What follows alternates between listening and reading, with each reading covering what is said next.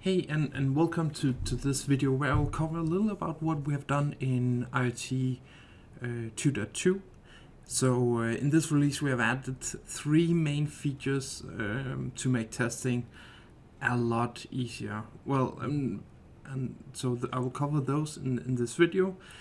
And so these are some called baseline testing. It is our change tracking tool, and then it's our cloud integration that we have added. So the first thing I just want to cover is a little about our features, why we're doing this. And we're doing this because, well, it makes sense to expand the tool to make it more versatile.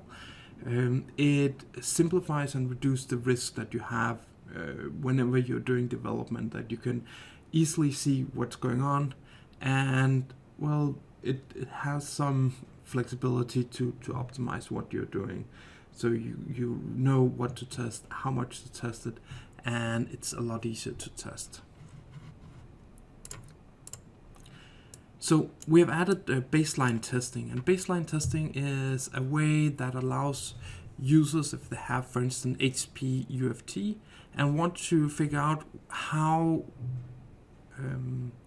this works, and how they can reuse the existing test script and use IRT as a part of this testing to make the interface testing more complete and ensure, okay, we have sent these messages, we have processed them and validated it.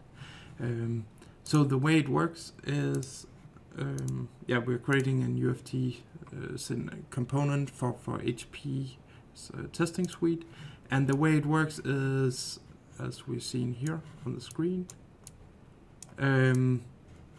So in your test system, you would call this IRT component, say I got this set of messages or this test case, I want to run it. Then you would get a test ID back. You would then start your normal test scripts as you normally would do. They would run. You would send the message to PI. They would be received by this receiving system. And once it's done, you would then pull this the service, get the response back, and figure out how well this was going. And we're using this in the cloud testing also because we don't have the same ability to reprocess a message as we want to do. That's something we would be adding later and feature more features. So this would actually be the same way you do testing in your cloud integration, except if the message starts with certain adapters. Then the change tracking tool is also something that we have invested heavily in, and this allows you now to see data of the repository and links between user-defined functions and ICOs and all these different steps that you have.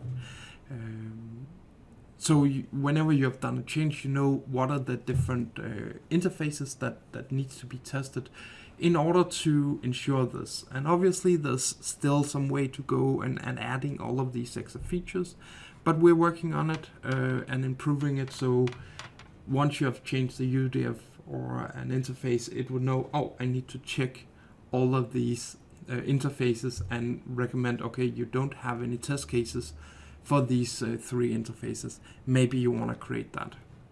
So that's a little our way to do. This is our DevOps requirements. We want to make sure that users can focus more on what they're doing and just add new functionality a lot faster.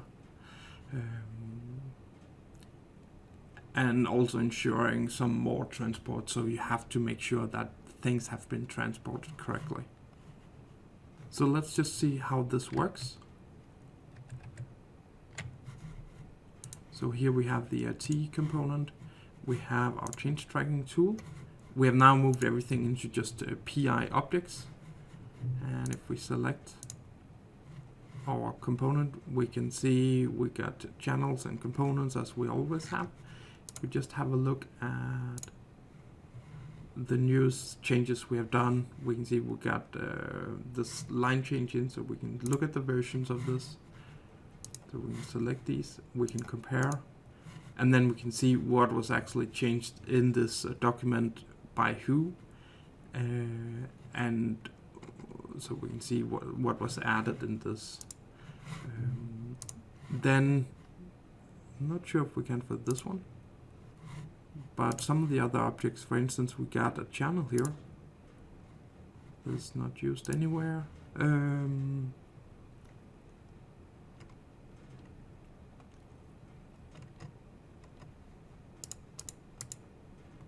So for instance, here we have our channel that's used in this scenario, in this ICO.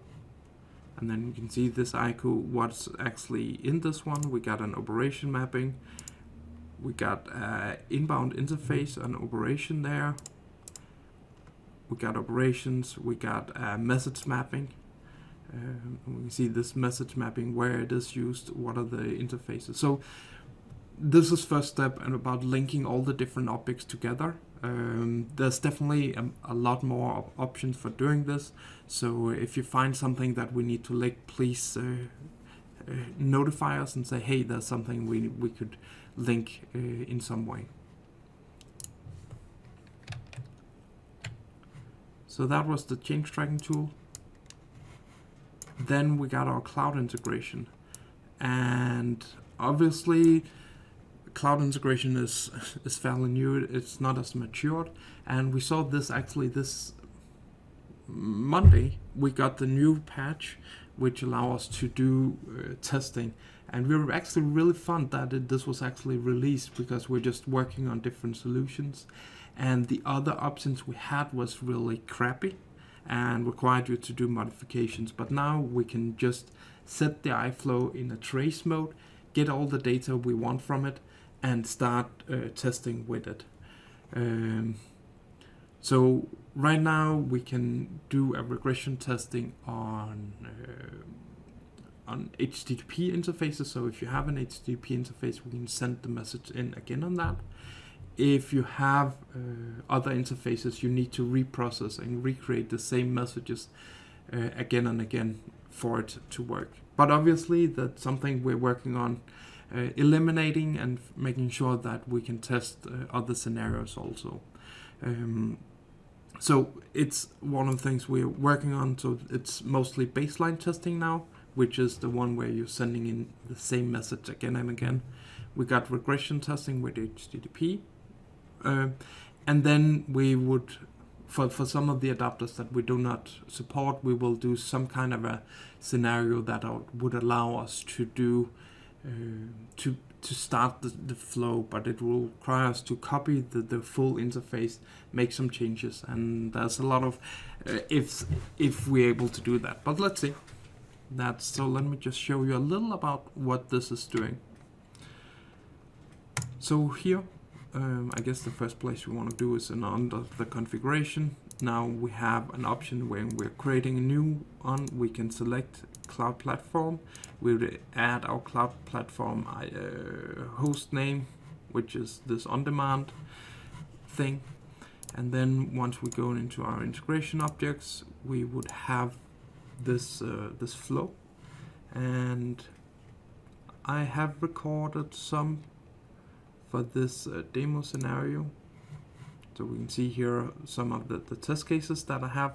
So we both have baseline and regression. Let's just run this one. So this would send a message into the flow. So if we update here, so this is our cloud system.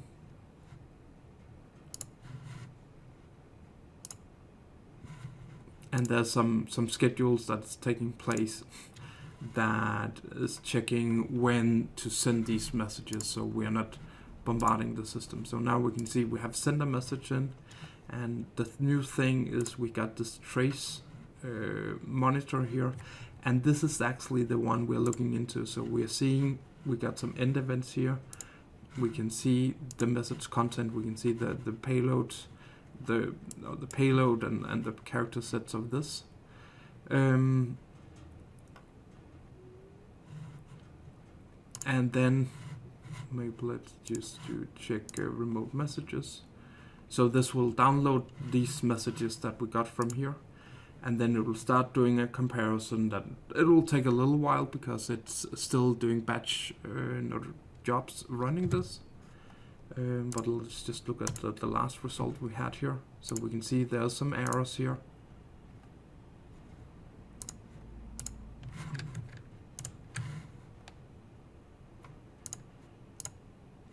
So we can see here there was a property that was ignored. We can see we have ignored this time limit.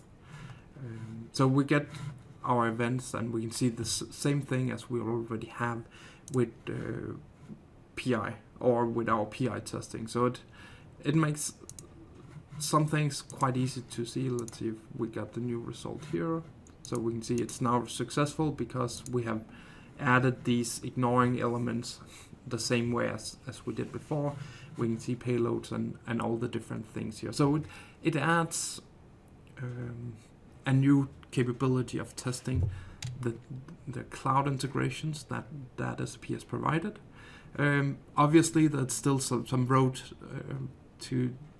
we need to cover to ensure that you can test the different scenarios that we want, but we're working on it.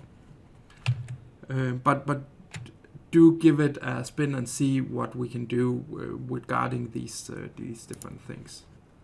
So some of the other things that we're adding is a support tool. So the SAP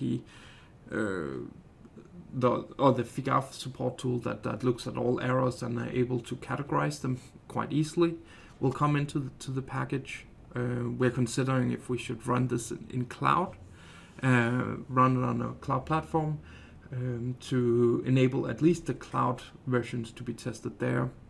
Then we're looking at if we can do a non-invasive test. And then we are considering to create a test assessment that allows you to see what are the main interfaces that you need to test. So those are the 4 things that we also have in our pipeline,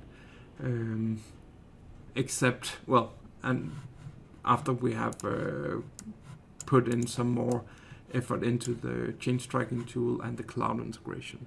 So if you have any comments, questions, concerns, please reach out to me on my email or phone, or reply in a comment in this post. Thank you.